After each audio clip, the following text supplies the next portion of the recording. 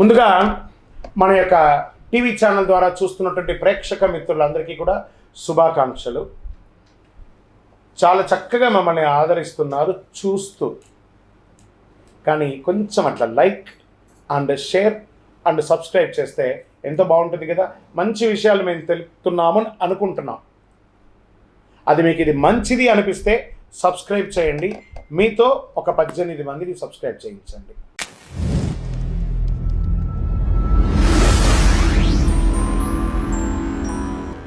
జ్యోతిషాస్త్రరీత్యా ద్వాదశ రాశుల్లో 12వ రాశి అయినటువంటి మీనరాశి మిత్రులారా, మీరు పూర్వాభాద్ర నక్షత్రం 4వ పాదం, ఉత్తరాభాద్ర నక్షత్రం 1, 2, 3, 4 పాదం, రేవతి నక్షత్రం 1, 2, 3, 4 పాదాలకు సంబంధించిన మీరు మీనరాశి వారిగా పరిగణించబడుతున్నారు. ఈ నెల మీకు ఎలా ఉంది? శుభాశుభపడతాలంటే ఆరోగ్యం పట్ల శ్రద్ధ వహించండి.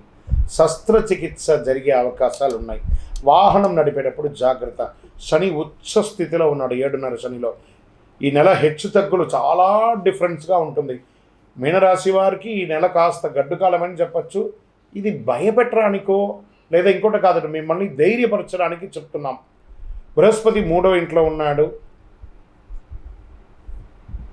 శుభవార్త ఏమంటే బృహస్పతి నెల 7వ ఇంటిని కూడా అతనే చూస్తున్నాడు. వృత్తిపరంగా ఆరోగ్యపరంగా కొంచెం మిశ్రమంగా ఉందని కూడా చెప్పచ్చు.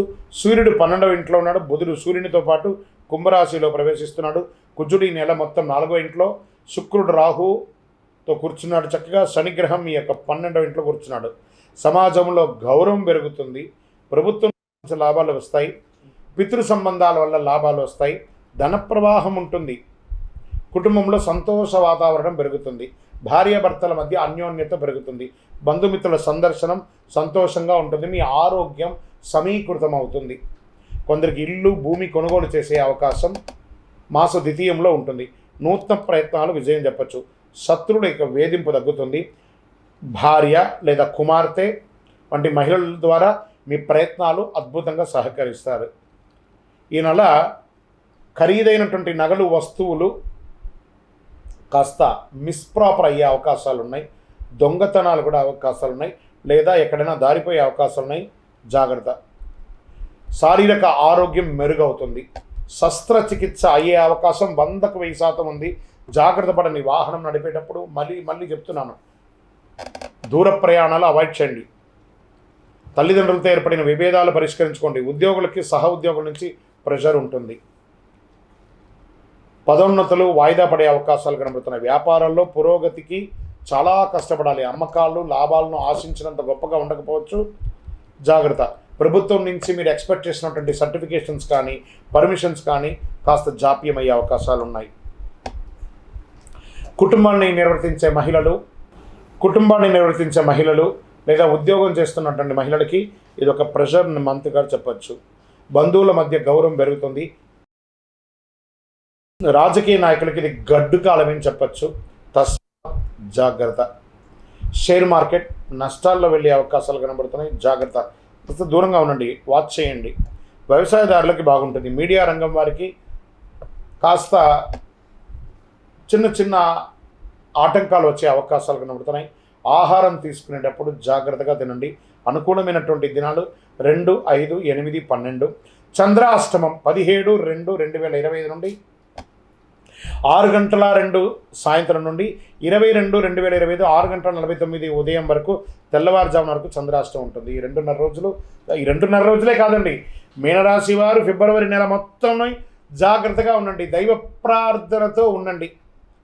ఈ నెలంతా మీరు ప్రతి దానిలోనూ జాగ్రత్తగా ఉండండి. సోషల్ మీడియాని కాస్త దూరంగా ఉండండి. మీరు ఇచ్చే ఏదైనా కామెంట్స్ వల్ల మీకు వ్యక్తిగత జీవితంలో నష్టం వచ్చే అవకాశాలు ఉన్నాయి. సుబ్రహ్మణ్య స్వామి వారిని ప్రార్థించండి. భైరవ ఆరాధన చేయండి. నవగ్రహానికి ప్రదక్షిణం చేయండి. అష్టమి రోజున మంగళవారం నాడు భైరవుని పూజించండి. చాలా బాగుంటుంది. సుబ్రహ్మణ్య స్వామి వారిని ప్రార్థన చేస్తూ ఉండండి. చాలా అనుకూలం జరుగుతుంది. సుబ్రహ్మణ్య స్వామి వారికి పాలాభిషేకం చేయండి. మంగళవారాల్లో నవగ్రహాల్లో శని భగవాన్ని ప్రార్థన చేస్తూ అన్ని రకాలుగా మీరు అనుమతి పొందండి. బెల్లం ముక్కను శని భగవానునికి నైవేద్యంగా పెట్టండి. అతి శక్తివంతమైనటువంటి కరుంగాలి మాలను ధరించండి. ఆరోగ్యంగా ఉంటారు, ఐశ్వర్యంగా ఉంటారు, సంతోషంగా ఉంటారు, సమాజంలో గొప్ప స్థితిని పొందుతారు. ఇంకనూ మీ యొక్క వ్యక్తిగత జాతకం తెలుసుకోవడానికి కింద కనబడుతున్నటువంటి మా నంబర్కి మీ యొక్క పేరు, date of birth, time of birth, place of birth WhatsApp చేయండి, కాల్ చేయకండి. మా అడ్మిన్స్ మీకు రిప్లై ఇస్తారు. అందరూ కూడా విజయోస్తు. 12 రాసుల ద్వారా తెలుసుకున్నటువంటి యొక్క మిత్రులారా, మీరందరూ కూడా ఆయురారోగ్య ఐశ్వర్య భోగభాగ్యాలతో ఉండాలని అఖిలాండ కోటి బ్రహ్మాండ నాయకుడు అయ్యప్ప స్వామి వారిని ప్రార్థన చేస్తున్నాను. తిరుపతికి వచ్చినప్పుడు మన యొక్క అయ్యప్ప స్వామి వారి 18 అవతారాల దేవాలయాన్ని దర్శనం చేసుకోండి. తిరుపతి రైల్వే స్టేషన్ నుండి బస్టాండ్ నుండి 3 కిలోమీటర్ల దూరంలోనే ఉంటుంది. మీరందరూ యోగక్షేమంగా ఉండాలని ఆ అయ్యప్ప స్వామి వారిని ప్రార్థన చేస్తున్నాను. విజయోస్తు. వందే మాతరం, వందే మాతరం, వందే మాతరం. శరణమయ్యప్ప.